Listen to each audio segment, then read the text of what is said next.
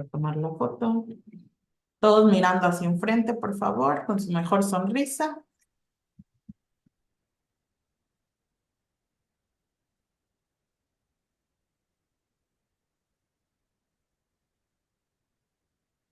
Vamos a tomar otra más.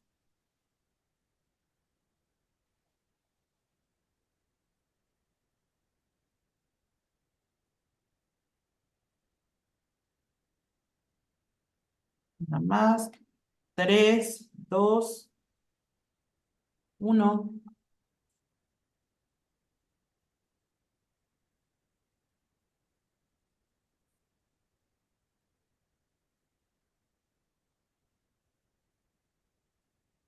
Listo, continuamos.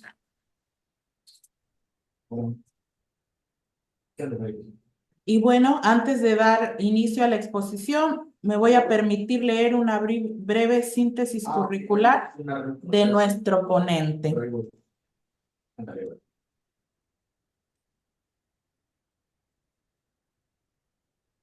El maestro Javier Cuellar Durán es licenciado en Ciencia, Política y Administración Pública por la UNAM. Cuenta con una estancia de investigación en la Universidad Autónoma de Madrid, especialidad en Políticas Culturales y Gestión Cultural en la Universidad Autónoma Metropolitana, maestro en Gobierno y Asuntos Públicos por la UNAM. Realizó su tesis bajo la dirección de la doctora Jacqueline Peschak, donde propuso una sistematización teórica de la historia de la transparencia en el mundo. Sus ensayos, El retorno del poder indivisible y una propuesta de tipología de aprovechamiento del derecho a saber, fueron premiados por el Instituto de Transparencia de Tamaulipas y el Instituto Chihuahuense de Transparencia, respectivamente. Ha ganado diversos concursos nacionales de ensayo, poesía, oratoria y narrativa. Es fundador de la revista interliteraria de Sabroso Museo. Fue asistente de investigación en el Observatorio de la Corrupción y la Impunidad del Instituto de Investigaciones Jurídicas, profesor adjunto en la Facultad de Ciencias Políticas y Sociales de la UNAM y subdirector del plantel quinto del Colegio de Bachilleres del Estado de Puebla. Realizó su servicio social en el INAI, donde después fue enlace, jefe de departamento, subdirector y ahora es director de facilitación de políticas de acceso, desde donde coordina los esfuerzos nacionales como el Plan DAI. Bienvenido, maestro. Le cedemos el uso de la voz para que pueda iniciar con su ponencia. Muchas gracias por la presentación y por el esfuerzo de haber convocado a tanta gente a esta jornada de sensibilización. Por alguna razón no podemos encender la cámara de esta cuenta. Quizás sea por la cuestión de que somos muchos en la sala, no estamos muy seguros, pero voy a compartir pantalla y esperamos que a lo largo de la presentación podamos resolver este tema, pero yo creo que la pantalla sin problema la van a poder observar. Acabo de compartir pantalla, solo quisiera que me confirmaran que pueden ver. Ya se ve, maestro. Buenísimo. Entonces, pues vamos a hacer una charla muy dinámica, muy breve. Espero que sea de su agrado.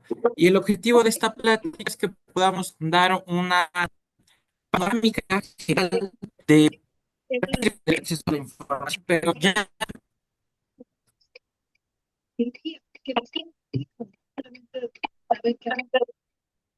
no sé si hay un problema con Si hay un Ok, micrófono perfecto. encendido, les invitamos a que por favor cierren el micrófono. Muchas gracias.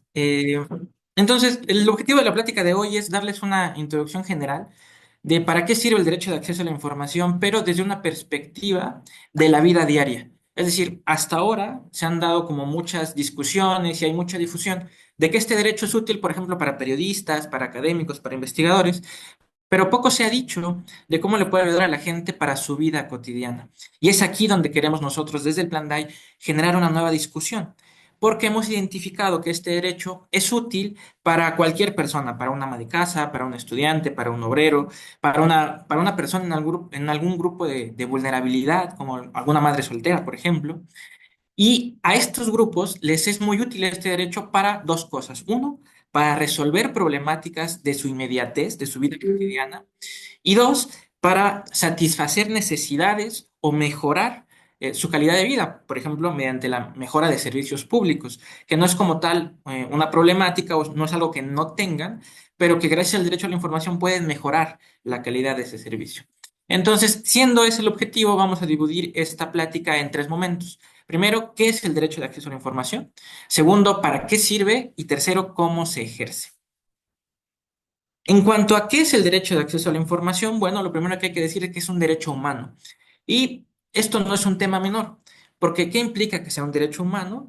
Pues que no es un derecho como los políticos o los civiles, que tienen características ilimitantes distintas a los derechos humanos. Por ejemplo, un derecho político como el voto solamente lo puedes activar cuando tienes 18 años, cuando tienes una credencial de elector y solamente en un espacio geográfico delimitado, el área de la circunscripción política en la que estés, por ejemplo. Sin embargo, un derecho humano no tiene ningún tipo de restricción. Lo tenemos y lo podemos gozar por el simple hecho de ser seres humanos, ¿no? Y esto es importantísimo porque esto implica que no tenemos que tener mayor de edad, no tenemos que demostrar nuestra identidad, es un derecho que nos permite ejercerse desde el anonimato. Entonces lo puede ejercer un niño y lo puede ejercer, por ejemplo, también un extranjero. Alguien que viva en otro país incluso lo puede hacer en el marco mexicano, porque es un derecho humano que se le reconoce a cualquier persona por el hecho de ser persona. Y esto ya de sí es un gran avance, es un piso muy sólido para ejercer este derecho.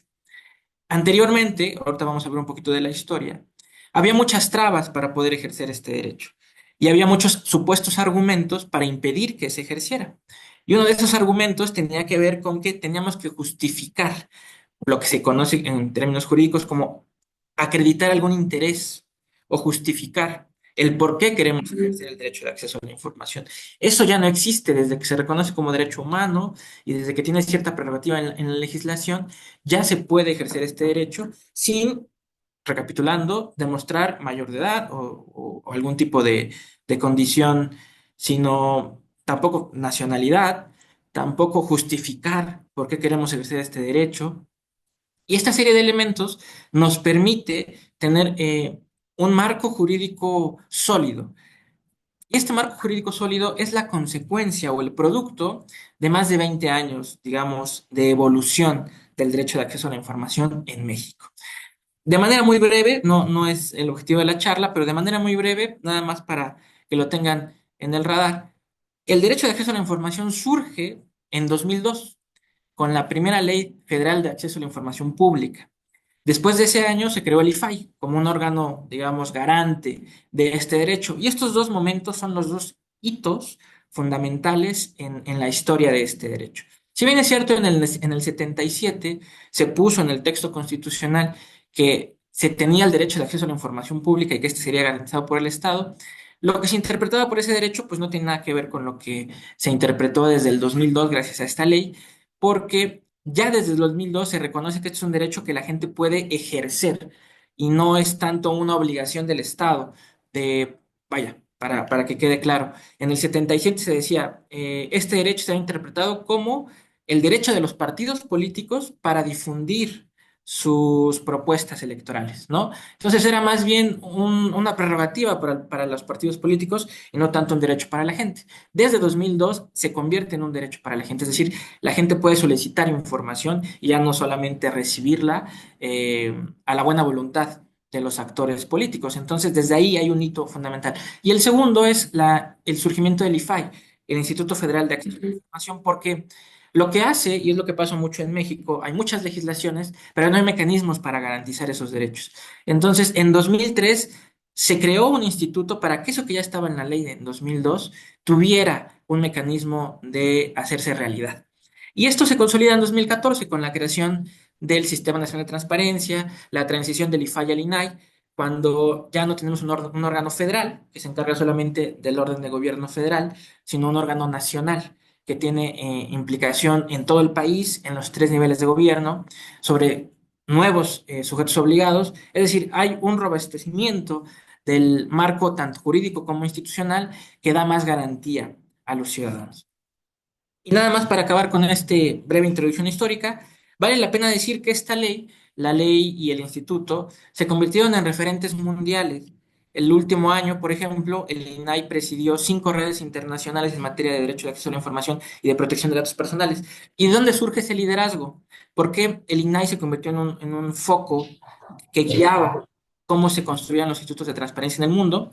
Porque la ley mexicana no fue producto de una dádiva gubernamental. Es decir, el gobierno no dijo, sociedad, te regalo esta ley de transparencia, sino que fue una conquista ciudadana. Hubo un grupo llamado Grupo Oaxaca, no fue el único, hubo más organizaciones, pero el Grupo Oaxaca fue muy protagónico que motivó la creación de esta legislación. No solamente la puso en el debate público, sino que además propuso la iniciativa de ley, la redactó este grupo. Y fue gracias a que fueron los ciudadanos los quienes crearon esta legislación y que fue en un contexto donde había mucha presión de organizaciones sociales que se logró construir una ley de transparencia muy, muy fuerte desde su origen. Entonces, desde ese momento hasta 2014, pues logró evolucionar de tal suerte que hoy se convirtió, junto al Instituto y al Sistema Nacional de Transparencia, en referentes mundiales. Y es importante decir esto porque lo que nos permite entender es que en el caso mexicano, hasta hoy todavía está vigente, a reserva de que se modifique con la reforma constitucional, pero hasta este momento se convirtió en un hito en el mundo porque fue una conquista ciudadana y vale la pena decirlo porque la sociedad hoy tiene una herramienta muy poderosa que, como la veremos hoy, permite generar soluciones en su vida. Y nada más para terminar con esta diferenciación conceptual, vale la pena diferenciar dos cosas. A veces se hablan de estos dos conceptos como si fueran lo mismo, pero la realidad es que son muy diferentes. Hablo de la transparencia y el derecho de acceso a la información. La transparencia, por un lado, es un principio, es algo a lo que las autoridades están convocadas a realizar, ¿no? Y hay mecanismos para que este principio pues tenga cierta periodicidad mediante las obligaciones de transparencia y no sea solamente algo discursivo. Sin embargo, el derecho de acceso a la información es algo que no compete a la autoridad, sino que compete al usuario, al ciudadano. Es la persona la que puede ejercer el derecho de acceso a la información, mientras que la transparencia la ejerce la autoridad. Entonces, esta es la diferencia fundamental.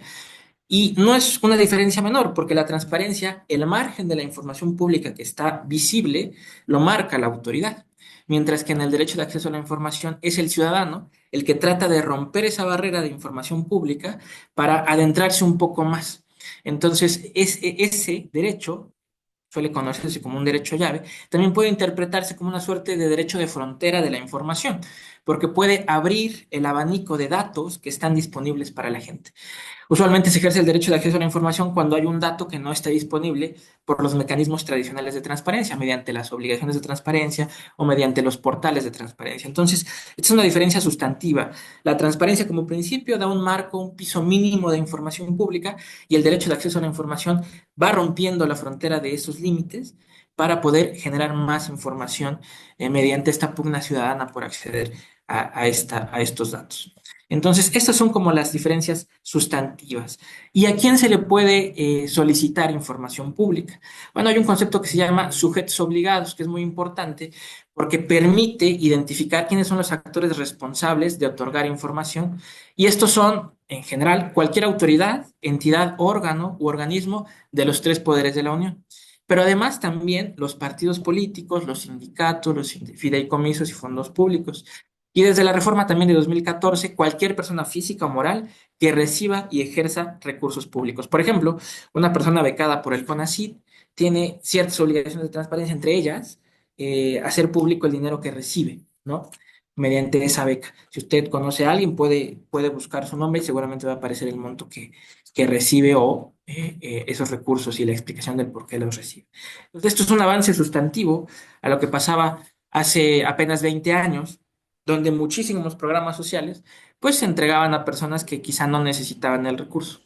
Ahora, mediante las obligaciones de transparencia, es mucho más fácil darse cuenta si hay gente que está recibiendo recursos públicos, pero sin la justificación necesaria para ello, ¿no? Entonces, es un avance sustantivo que esperemos se mantenga así con la reforma secundaria que recientemente, la semana pasada, se mandó al Congreso. Ahora, dicho esto, y ahora entramos un poco en materia, a pesar de que tenemos un marco muy robusto en materia de acceso a la información, lo cierto es que hay muchos retos. Y uno de los retos principales es que la gente conozca el derecho de acceso a la información. Aquí hicimos en el INAI junto al INEGI una encuesta en 2019 que refiere que solamente el 3.6% de la población ha realizado alguna solicitud de acceso a la información. Es un número muy bajo, tampoco se espera que el 100% de la gente lo ejerza, pero sí que un número mucho más considerable. Lo cierto es que con este porcentaje, con el solamente 3.6% de la población, el derecho de acceso a la información ya demostró su poderío, ya demostró que es capaz de evidenciar grandes casos de corrupción por un lado, pero al mismo tiempo también ya demostró que puede ser útil para personas en su vida cotidiana y en los problemas más inmediatos de la gente. Entonces, ¿qué sería del país si la gente conociera mucho más este derecho y principalmente si lo ejerciera? Porque la realidad es que hay una diferencia sustantiva entre ejercer el derecho de acceso a la información y aprovecharlo.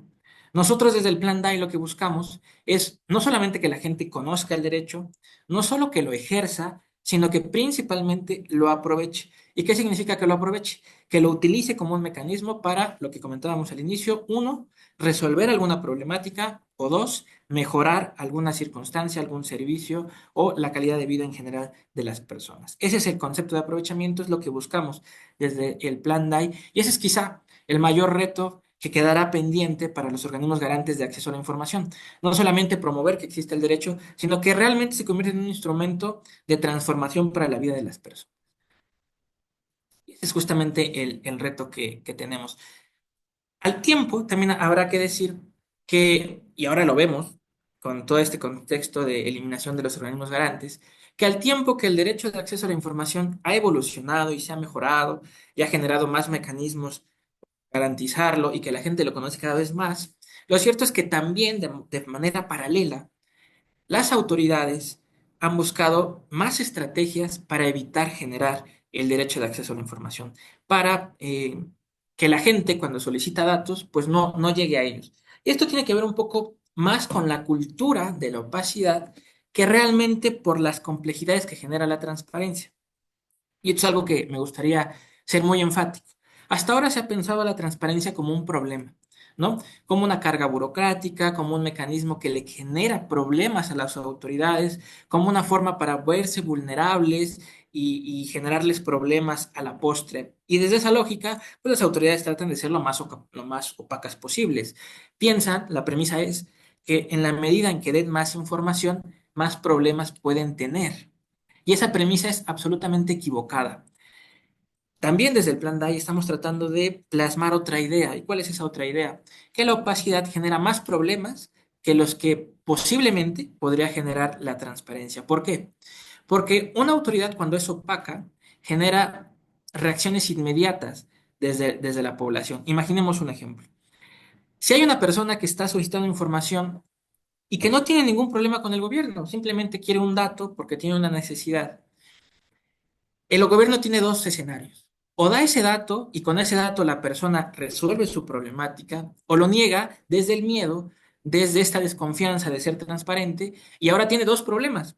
El problema original que tenía la persona, que intentaba resolver mediante el acceso a ese dato, y el coraje que siente esa persona por no poder acceder a un dato que muchas veces es inocente, que no genera mayor problemática. Y ese segundo problema genera más problemáticas. ¿Por qué? Porque una persona que ya intentó mediante el mecanismo institucional, de manera, digamos, amable, tener esta interacción con la autoridad y le fue negado ese derecho, no solamente va a tener un ciudadano disgustado, sino que va a tener un ciudadano que va a tener lo que se conoce como eh, un actor en términos de política pública que impide el accionar del gobernante. ¿Y cómo lo impide? Si se generan políticas públicas y la sociedad no está de acuerdo con ese gobierno, no le tiene confianza, perdió la legitimidad, es muy difícil que esa política pública sea aterrizada. El gran problema de las políticas públicas en países de América Latina es que no tienen sostenibilidad porque la gente no participa, no le da continuidad, no tiene esa prevalencia que sí tienen países donde la democracia está mucho más consolidada y el nivel de confianza hacia la autoridad es distinto. Porque cuando una política pública aterriza en una sociedad y ésta se muestra distante con la autoridad, no va a colaborar para que esta política funcione, sino que va a hacer lo contrario, va a ponerle trabas a esta política y esto genera problemas de ingobernabilidad. Entonces ya son varios conceptos los que estamos abordando, consecuencia de este malestar ciudadano. La desconfianza, la falta de legitimidad, la falta de gobernabilidad, la falta de participación de la gente en estas políticas públicas que sin participación no son viables, no son sostenibles y no son efectivas.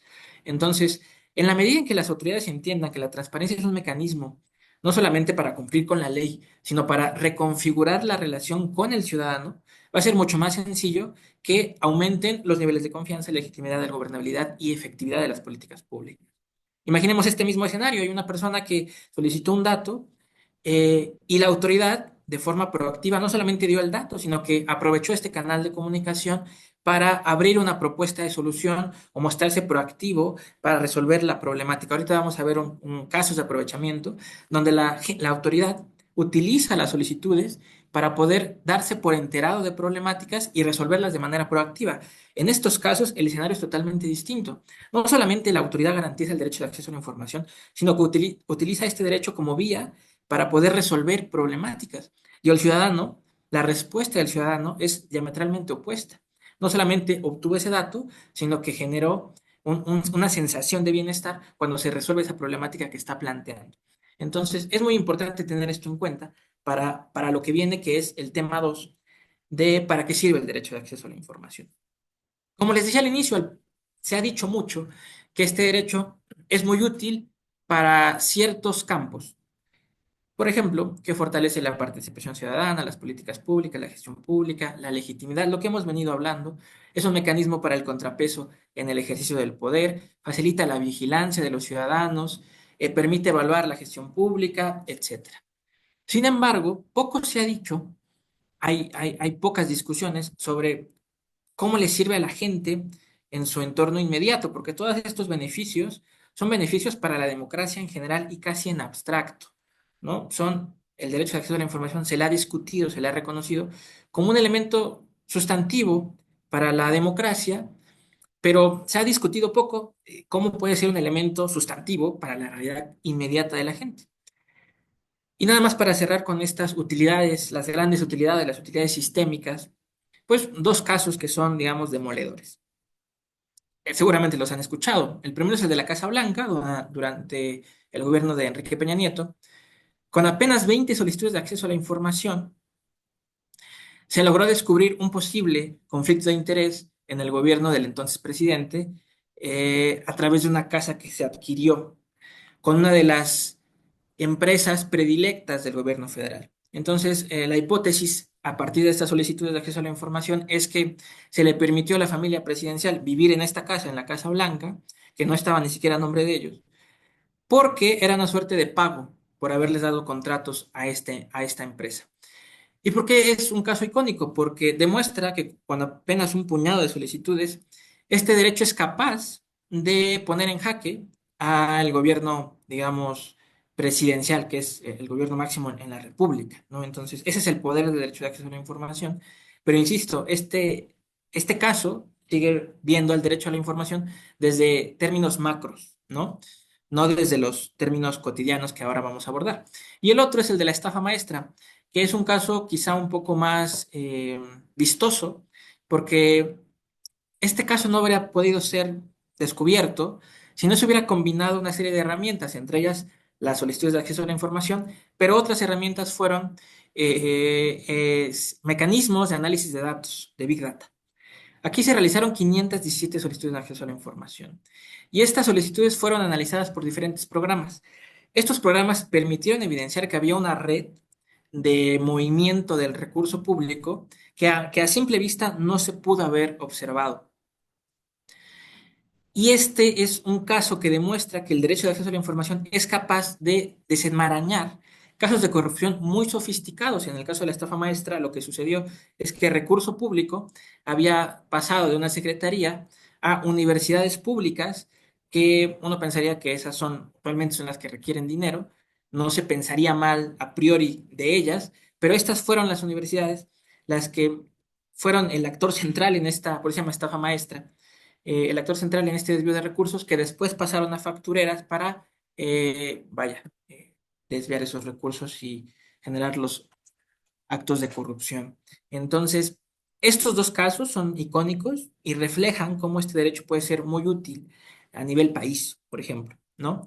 Pero, como decíamos, ahora queremos ver este derecho desde otra perspectiva, mucho menos discutida, y por lo cual agradecemos mucho al Instituto de Tamaulipas por brindarnos este espacio porque necesitamos escenarios para plantear esta nueva perspectiva del derecho de acceso a la información. Y este es el derecho de acceso a la información como derecho llave.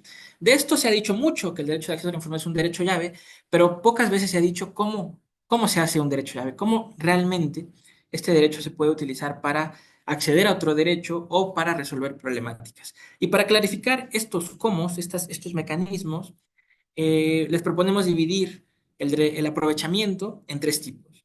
Hay un aprovechamiento cognitivo, un aprovechamiento reactivo y un aprovechamiento instrumental.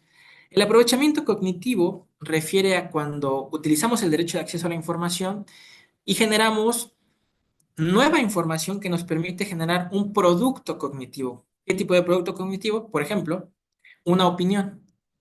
A veces no podemos formularnos una opinión en torno a un tema y tomar una postura porque no tenemos los datos suficientes. Cuando el derecho de acceso a la información se utiliza para llenar estos vacíos de información y podemos formularnos una opinión, ya tenemos un aprovechamiento cognitivo, es decir, un producto que se generó gracias a la información que obtuvimos. Entonces, cuando hablamos de aprovechamiento cognitivo, no hay una acción como tal. Lo que tenemos es simplemente una opinión que se generó gracias, o una postura que se generó gracias, o un conocimiento nuevo gracias a la información que obtuvimos mediante el derecho de acceso a la información. Entonces, este es un aprovechamiento primario, porque no implicó una acción inmediata, sino simplemente conocimiento, posturas, opiniones. El segundo tipo de aprovechamiento es quizá ya un aprovechamiento intermedio, porque ya implica una acción.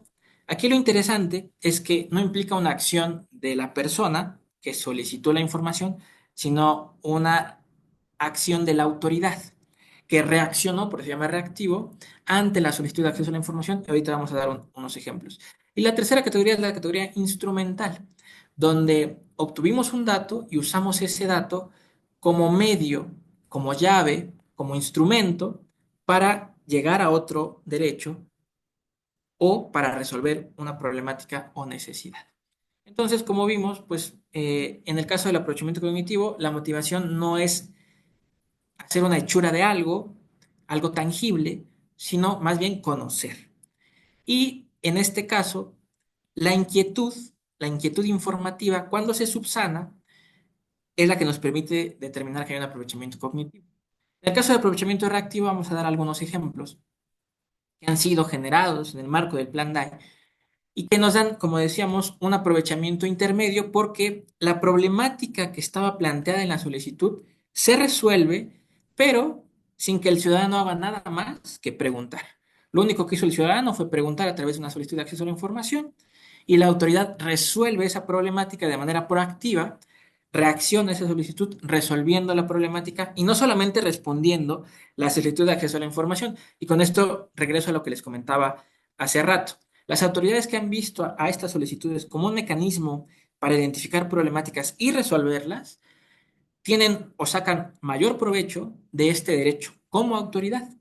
Esta es una perspectiva totalmente distinta de la que se suele tener, de que ven a las preguntas, a las solicitudes como una problemática, como algo que hay que evitar y que hay que tratar de responder con opacidad, con argucias. Estas autoridades lo que ven es una oportunidad de aumentar el nivel de bienestar, legitimidad, confianza. ¿Qué casos han habido? La mayoría son casos sencillos y por eso insistimos en que este derecho es un derecho muy terrenal, un derecho muy practicable para la gente. Les pongo nada más tres ejemplos. Imagínense ustedes que están en la Ciudad de México, que se compraron su casa y que un día les llega alguien y les avienta bultos de cascajos en la entrada de su casa. Pasa el camión de la basura, les piden que por favor se los lleven, pero el camión de la basura les dice, no, pues es que yo no me lo puedo llevar porque yo me llevo basura, no desperdicios de construcción, no cascajos. Entonces pasan así 2 años. 2 años en los que ustedes están viendo todos los días la montaña de escombros enfrente de su casa. Ustedes acuden a la alcaldía, solicitan hablar con el responsable, les dan largas, cuando van no está el responsable les dice que hay un costo muy elevado para ese servicio, se vuelve un poco irresoluble su problemática, hasta que hacen una pregunta a través del derecho de acceso a la información a la alcaldía y a al gobierno de la Ciudad de México y les preguntan, oigan, yo tengo esta problemática, llevo 2 años así, ya no sé qué hacer, ya fui a la alcaldía, no me dan respuesta, no me dan solución, y hacen la narrativa de los hechos y la problemática. 2 semanas después de que ustedes hicieran esa pregunta, resulta que llega un camión del gobierno y empieza a recoger los escombros de esa construcción que les dejaron, ese cascajo. Y después les contestan y les dicen, ¿sabes qué? Gracias a que nos hiciste la solicitud, pues llegó a fulanito de tal y él dio la orden de que se removieran esos escombros. Este es el poder del derecho de acceso a la información, que a veces, cuando nos acercamos a la autoridad desde el mecanismo tradicional, podemos tocar puertas y dependemos de la buena voluntad de quien nos está atendiendo en la oficina pública. Pero la diferencia entre ese mecanismo y el derecho de acceso a la información es que cuando hacemos una solicitud, el solo hecho de hacer la solicitud ya nos da una constancia, un documento, ya hay registro de que hay una problemática y de que no se atendió y de que se está buscando la solución. Y a veces eso no lo tenemos cuando acudimos a la oficina pública. Simplemente hay un intercambio verbal, ¿no? Esa puede ser una de las razones por la cual a veces es mucho más fácil que nos atiendan las problemáticas cuando lo hacemos por medio del derecho de acceso a la información. Otra razón que puede justificar esto es que a veces no llega a los oídos correctos cuando vamos a la oficina pública. Si vamos a tocar las puertas a una unidad administrativa, a lo mejor estamos hablando con alguien que no tiene el poder de decisión para resolver esa necesidad. Y quizá por falta de comunicación, por miedo a que lo regañen, por mil circunstancias, no escala esa petición a quien debe llegar. O simplemente porque pues, el mecanismo para que llegue a los oídos correctos es lento, ¿no? O hay otras prioridades. Entonces, cuando ejercemos el derecho de acceso a la información, es más posible que le llegue a la autoridad responsable o más bien a quien puede destrabar esas acciones. Entonces, esa puede ser otra razón que explica cómo es que hay varios problemas que se intentaron resolver en la oficina pública, pero que no se resolvieron, pero cuando se activa el derecho de acceso a la información, sí se resuelven. Otro caso que es muy común tiene que ver con la reparación de luminarias. Hay un caso muy bonito en Puebla que se lo voy a contar de forma muy breve. Había una mujer en Puebla que estaba en el marco de una campaña electoral. El candidato a presidente municipal fue a su comunidad y les preguntó, bueno, ¿ustedes qué quieren? ¿Qué necesitan? Y la señora dijo, pues yo creo que es indispensable que en esta calle pongan luminarias porque en la noche está demasiado oscuro, por aquí pasan muchas mujeres y ya hemos tenido muchos casos de asaltos. Bueno. El candidato a presidente municipal dice, sí, sí, sí, si votan por mí, les juro, les prometo que les voy a poner en esta calle luminaria. Resulta que gana. Esta mujer votó naturalmente por él, incluso se mostró proactiva en la campaña. Y un día pasa, bueno, no, pasan creo que un año y medio y pues nunca habían hecho ningún tipo de trabajo para poner las luminarias, ni les habían ido a preguntar nada. O sea, es como si no hubiera, como si esa propuesta no se hubiera realizado en ningún momento. Y un día se encuentra al candidato presidente municipal en un evento y le pregunta, oiga, presidente, ya siendo presidente, quisiéramos saber cuándo nos va a poner esas luminarias que nos prometió. Y aquí el presidente municipal le contesta de forma casi jocosa, casi en tono de burla, pues un día de estos, ¿no? Sin tomarle seriedad a su petición. Casi más bien molesto porque le hubieran increpado para hacerle esa pregunta. Entonces, pues naturalmente no pasó nada, ese un día de estos no llegó. Y esta persona molesta hizo esa misma pregunta, pero ahora por medio de una solicitud de acceso a la información. Planteó su narrativa y pasó lo mismo que en el caso de la Ciudad de México. Antes de que le respondieran la solicitud, ella se dio cuenta que ya habían llegado topógrafos, que habían empezado a hacer como los análisis que hacen cuando hacen construcción de vía pública. Les pusieron luminaria y les repavimentaron la calle. O le embacharon la calle, no recuerdo muy bien.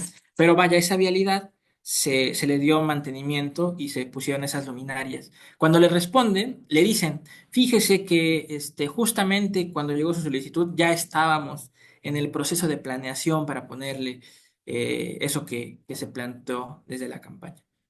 Entonces, seguramente esto es mentira, seguramente no coincidió que la solicitud llegara cuando estaban haciendo los ejercicios de planeación de esa hora. Quizás sí, pero es poco probable.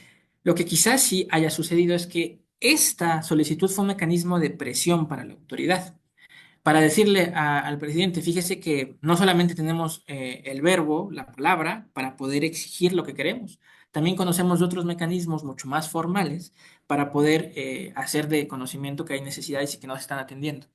Entonces, esa fue la gran ventaja de este caso. Y en Aguascalientes fue un caso mucho más sencillo. Se preguntó sobre cuál era el mecanismo para poder reparar alcantarillas, quién era el responsable, cuál podía ser el medio para solicitar ese apoyo. Y antes de responderle lo mismo, le dicen, fíjese que a través de solicitud dimos de conocimiento el área responsable y lo atendió. Este es el aprovechamiento reactivo, cuando una solicitud permite resolver problemáticas, pero esta resolución se da por parte de las autoridades. Pero cuando la solución se da por medio de las personas, las mismas que hicieron la solicitud de acceso a la información, estamos ante casos de aprovechamiento instrumental. ¿Qué es lo que sucede aquí? Una persona ejerce el derecho de acceso a la información, le dan un documento y utiliza ese documento para generar una solución o mejorar alguna circunstancia. Les vamos a plantear algunos ejemplos de forma muy breve para no abusar de su tiempo, pero, por ejemplo, en el Estado de México, una familia tenía la duda de si existía algún tipo de beca para su hijo de nivel básico. Usualmente las becas, ustedes sabrán, se otorga por el gobierno federal y a lo mucho por el gobierno estatal, pero no suelen ser los municipios los que den becas. A primera instancia, yo pude haber, si hubiera estado en ese momento, dicho, ¿sabes qué? A lo mejor no es tan buena idea que preguntemos si tienen becas de educación básica al municipio, porque pues no creo que tengan. La suerte en este caso es que resultó que sí, el municipio se llama Felipe Birrizuábal y hay una beca que se llama Felipe Birrizuábal que existía y que estaba ahí disponible. Gracias a que hicieron esta solicitud de acceso a la información, se enteraron de que existía la beca. Y aquí lo bonito de este caso es que esta familia no se conformó con preguntar e ir a solicitar su beca, sino que además le contó a su vecindario. Y al final de la historia, en un término de 2 semanas, pasamos de personas que no sabían si existía una beca a nivel municipal a 50 personas, 50 familias que habían recibido la beca, porque difundió esta información al vecino. Entonces, esto es muy, muy ver otra bondad de la información. ¿Cuál es? Que a veces hay programas, trámites, beneficios que están ahí, pero que la gente no conoce y que pues cada vez las sociedades son más complejas, más grandes, y es más difícil tener acceso a esas convocatorias, a esa difusión, o porque a veces pues no hay mucho esfuerzo de divulgación por parte de las autoridades, tampoco hay los suficientes recursos o la suficiente voluntad, y estas informaciones no se difunden a todos, ¿no? Lo ideal es que, por ejemplo, esta beca la conocieran todos los habitantes de ese municipio, y la realidad es que no lo conocían muchos, y a veces el derecho de acceso a la información es una suerte de atajo, ¿no? Si ustedes tienen alguna necesidad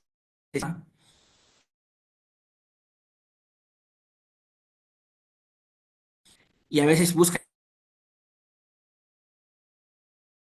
un atajo para llegar a ese proyecto, programa, que quizás sí está publicado en algún cartel, en alguna página, pero por alguna razón no logramos llegar a ello. Esa es otra de las bondades que permite el derecho de acceso a la información.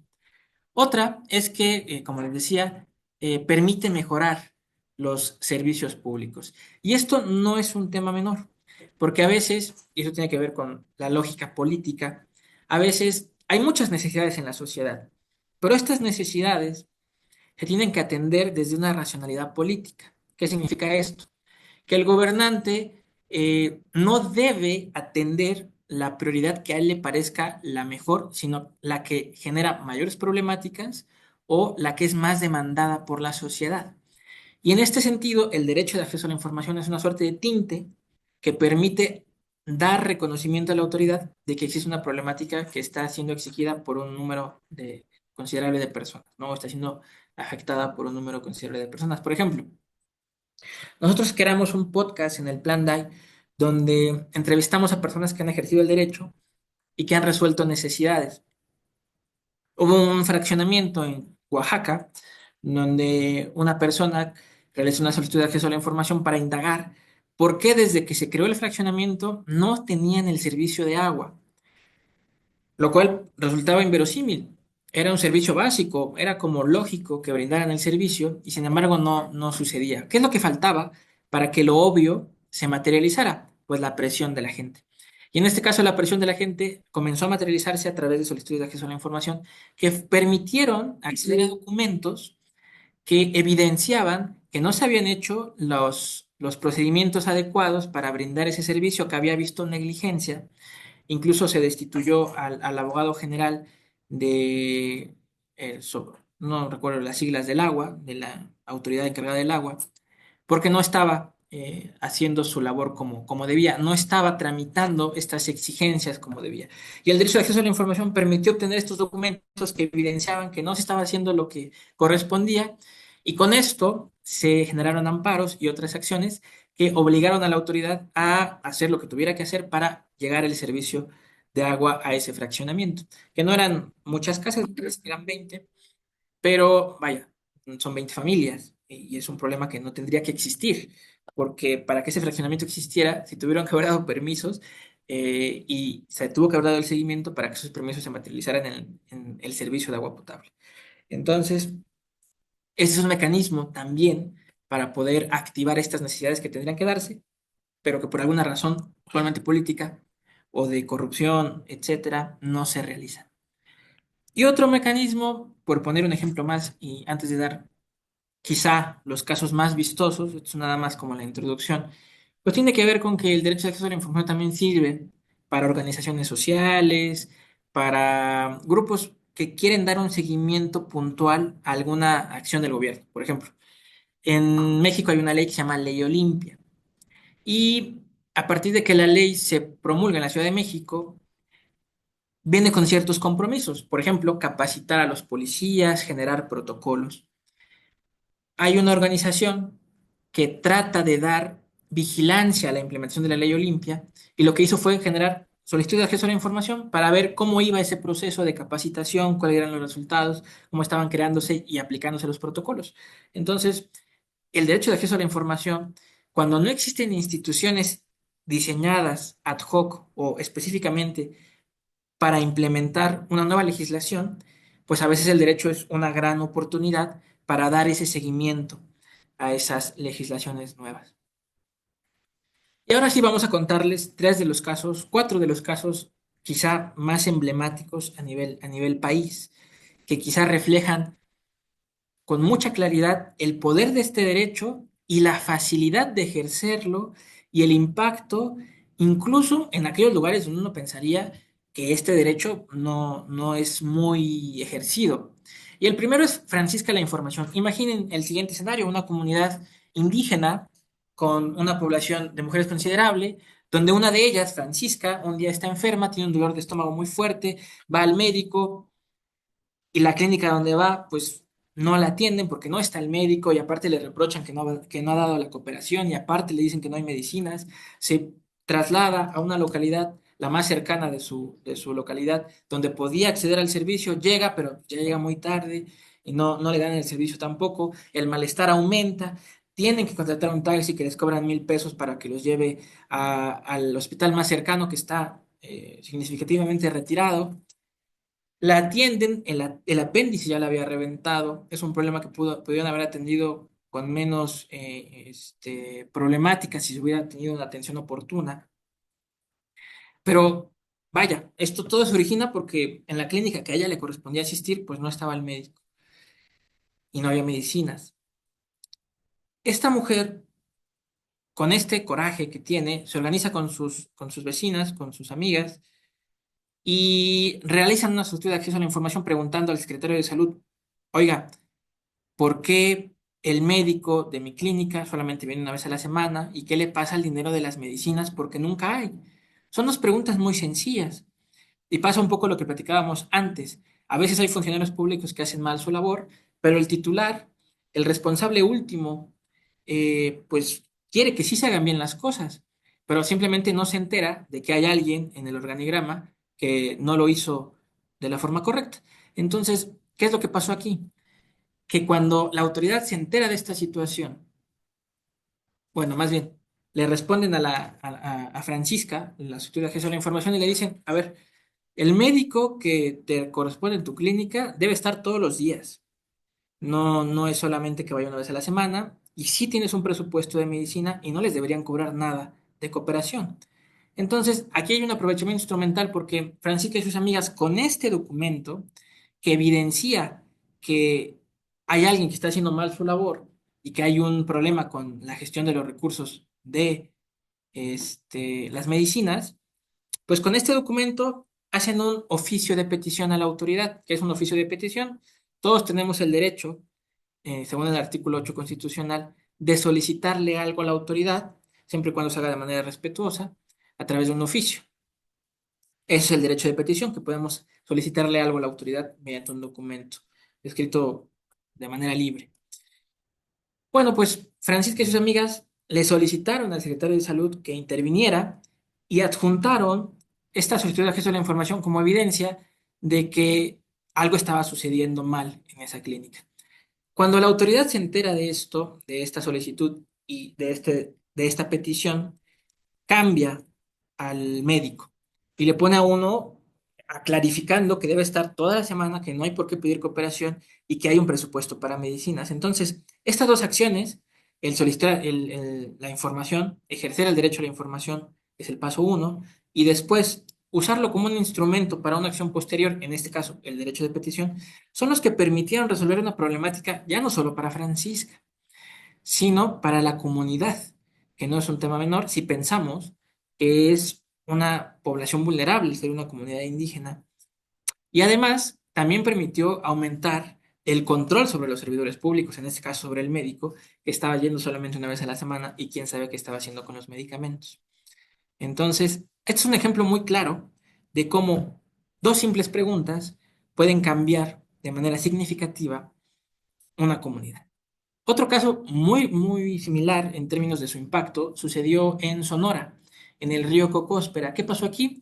Que iban a construir un libramiento que iba a atravesar una zona que tenía una biodiversidad muy importante. Era un río, pero además estaban, digamos, en este ecosistema animales, además imagínense, como jaguares, osos y pumas. Entonces, este ecosistema iba a ser dañado significativamente por este libramiento. ¿Qué es lo que sucedió? Que la gente naturalmente estaba inconforme, pero no tenía mucha información de cómo estaban planificando la obra, ni quién dio los permisos, si había un estudio ambiental, etcétera. Con el apoyo de una organización civil, Fundar se llama, hicieron solicitudes de acceso a la información y ese malestar que estaba ahí, esa falta de voluntad de la autoridad de ir con los pobladores y preguntarles, oigan, ¿les parece bien que pongamos una carretera aquí? Se subsanó cuando la autoridad se dio cuenta que les estaban llegando solicitudes muy bien realizadas porque estaba participando Fundar, con gente que estaba organizada, que estaba interesada, que conocía del tema y que sabía que se estaba cometiendo una arbitrariedad. Cuando la autoridad se da cuenta de que hay personas utilizando mecanismos formales para exigir cuentas en términos de información sobre lo que estaba pasando, la actitud de la autoridad cambia y en vez de actuar de forma unilateral, se crean mesas de negociación con las personas y con la organización Confundar y se cambia el proyecto, porque se descubre que había una zona que efectivamente iba a tener un impacto ambiental muy considerable. Se cambia el proyecto, pero se mantiene, es decir, al final de la historia sí se realiza un libramiento, pero ya no pasó por esa zona por la cual iba a causar un daño mucho mayor. Entonces, ¿qué es lo que generó el derecho de acceso a la información aquí? Pues lo que el malestar por sí mismo no pudo activar, que es mecanismos de diálogo, de negociación con las personas para que pudieran realizar este proyecto de forma más amigable con el medio ambiente y con la comunidad que iba a ser impactada con ese cambio. Entonces, este es otro caso que también consideramos muy importante porque demuestra que este derecho logró proteger a no solamente la comunidad, sino un ecosistema. Y otro que también me parece demoledor sucedió en el Estado de México, a partir de una investigación que se llamó Fábrica de Culpables. ¿Qué es lo que estaba pasando en el Estado de México? Bueno, tenían la iniciativa de poder demostrar que había un combate muy férreo a la delincuencia. Entonces, esto que suena muy bien a nivel discursivo, a nivel práctico se tradujo en una consigna a los policías para aumentar el número de detenidos. Entonces había ciertos incentivos para que este número de detenidos pues se incrementara y había la orden expresa de que así fuera. Entonces, ¿qué es lo que generó esta iniciativa de seguridad o esta estrategia de seguridad? Que empezaron a meter a la cárcel a gente inocente, a gente que no tenía que ver nada con el delito y que a la menor provocación se metía a la cárcel. Entonces, en los medios de comunicación salían a decir, esta semana encarcelamos a tantos, esta semana se apresaron a tantas personas, etcétera, ¿no? El número empezó a ser sospechoso y dos organizaciones, La Silla Rota y Mexicanos contra la Corrupción, empezaron a hacer solicitudes de acceso a la información para preguntar, pues, qué es lo que estaba pasando con determinadas personas que ellos ya habían identificado a través de entrevistas, que juraban que no tenían nada que ver con el delito que se les estaba imputando. Gracias a la solicitud de acceso a la información, fueron descubriendo que muchas de esas personas, pues en efecto, no tenían nada que ver con el delito que se les estaba impugnando, que muchas de ellas habían sido apresadas en lugares que no tenían, o sea, que no estaban ni siquiera cerca del lugar donde se cometió el delito, que no tenían suficientes, vaya, elementos para determinar que ellos habían participado. O sea, era gente inocente que había sido apresada a la menor provocación. Con estos documentos empezaron a hacerse juicios de amparo para poder luchar por la libertad de estas personas en tanto no hubiese algún elemento contundente o al menos cercano a sospechar que ellos realmente habían estado involucrados. En otros casos, las solicitudes evidenciaron que no se había seguido el debido proceso, que habían sido torturados, que se les había obligado a confesar cosas que no tienen nada que ver, etcétera. Y que esas confesiones no concordaban con evidencia que las personas tenían de que lo que ellos habían confesado pues no era cierto y que habían sido obligados a decir eso. Entonces, para concluir este caso, bueno, cuando se publicó este reportaje de fabricación de culpables, ya habían liberado a 48 personas de la cárcel y seguían en análisis 267 personas, si no mal recuerdo. ¿Qué quiero decir con este caso?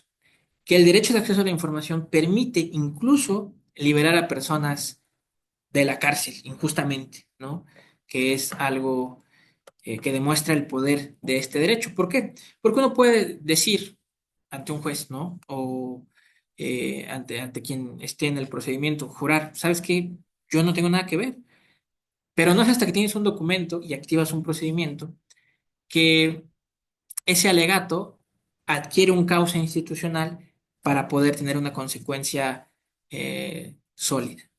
Entonces, este es el poder del derecho de acceso a la información, que nos brinda documentos que podemos utilizar en otras instancias para incluso liberar a una persona inocente de la cárcel, que es algo muy loable. Si quisieran ustedes conocer más casos de aprovechamiento, tenemos un podcast en el Plan DAI que se llama ¿De qué sirve el derecho de acceso a la información para la vida cotidiana?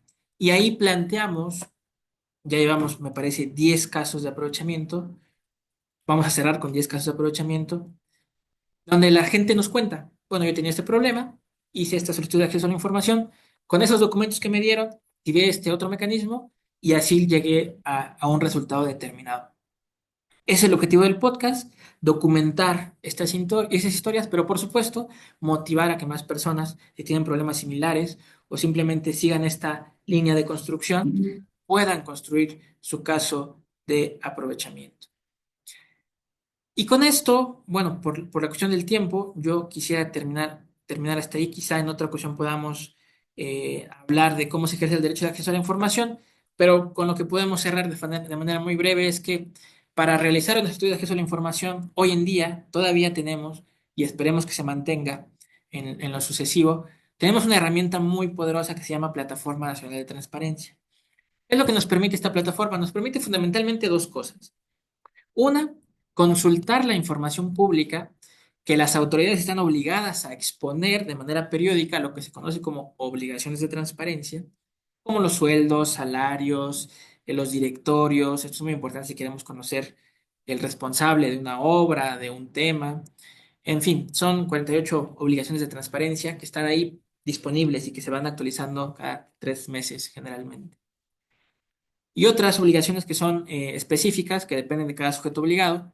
Es decir, la primera forma de utilizar la Plataforma Nacional de Transparencia es consultar todo este abanico de obligaciones, de datos que ya están públicos, que están ahí, que simplemente podemos acceder a ellos mediante unos cuantos clics. Y la otra gran manera de sacarle provecho a la plataforma es que es una herramienta de gestión de solicitudes. ¿Qué significa esto? Que simplemente con que hagamos un usuario, podemos realizar una solicitud de acceso a la información desde la comunidad de nuestra casa, a la hora que queramos, en la madrugada, en cualquier hora del día, cualquier día del año. Ese es el gran poder de la plataforma y que nos permite hacerlo de manera anónima, sin justificar por qué queremos realizar esa solicitud, ni demostrar que vivimos. O sea, yo puedo hacer una solicitud de acceso a la información al estado de Sonora, por ejemplo, ¿no? No tengo que demostrar ni que vivo ahí, ni que tengo un interés específico, ni justificar nada, ni dar mi INE, nada. Ustedes, es una plataforma que puede usarse de manera anónima. Si ustedes le pueden poner como usuario Bob Esponja, no pasa nada. Es absolutamente válido. Y de hecho hasta es recomendable, porque lo que se busca es brindarle la mayor garantía al ciudadano y que esto no se convierta en una causal para intimidar o algo por el estilo. Entonces, yo con eso daría por terminada esta charla. Espero que haya cambiado un poquito su perspectiva en torno a las posibilidades del derecho de acceso a la información y espero que puedan ejercerlo y que en el nuevo marco que viene, con esta nueva regulación en materia de acceso a la información, los ciudadanos no demos por perdido este derecho, sino que insistamos en ejercerlo y desde su uso podamos modular y reconstruir lo que se tenga que reconstruir en el futuro y mejorar, porque vaya, aunque no haya habido este escenario de la reforma, lo cierto es que el derecho todavía tiene muchas áreas de oportunidad. Una de ellas es justamente esta, pasar del ejercicio al aprovechamiento, que no solamente la gente sepa cómo ejercer el derecho, cómo se usa la PNT, sino fundamentalmente cómo estas herramientas se convierten en realmente un mecanismo para resolver cosas de su vida tangible. Entonces, les agradezco mucho el interés. Y pues quedo a su entera disposición por si hubiese algún tipo de comentario. Si alguien quiere tener algún tipo de asesoría más personal, por supuesto que también estamos abiertos a esa posibilidad. Eh, con todo gusto pueden contactarnos y con todo gusto podemos atenderlos. Nada más para cerrar, les pondré en el chat ahí mi correo y por medio de ese canal podemos tener una plática si ustedes lo gustan o si algún tipo de asesoría, lo que deseen. Entonces yo con eso agradecería muchísimo al Instituto de Transparencia de Tamaulipas que puedan dar por clausurada la sesión y nuevamente agradecerles el apoyo para organizar esta jornada. Muchísimas gracias, maestro. Y bueno, como ya lo comentó el maestro, si alguien tiene una duda, la puede ir anotando en el chat o al correo personal bueno, al correo institucional del maestro que nos acaba de compartir ahí mediante el chat. La verdad que este tipo de información nos sirve a todos más como ciudadanos. Y bueno, agradecemos pues, esta colaboración, este acercamiento para poder brindar esta ponencia en Tamaulipas. Y bueno, para dar cierre a esta actividad, agradecemos de nueva cuenta al maestro Javier Cuellar Durán por su valiosa contribución, así como a todas y todos ustedes por su participación. Este tipo de espacios son fundamentales para continuar con la promoción de la transparencia y el acceso a la información. Y bueno, muchísimas gracias a todos. Les deseamos un excelente día. Si no hay nada más que agregar, pues que tengan muy buenas tardes.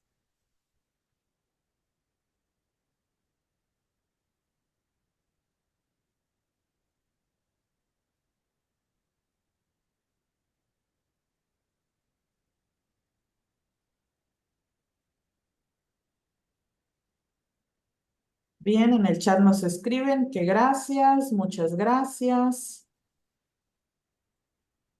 Bueno, posteriormente a los correos con los que se registraron se les va a compartir esta presentación y la grabación de esta sesión.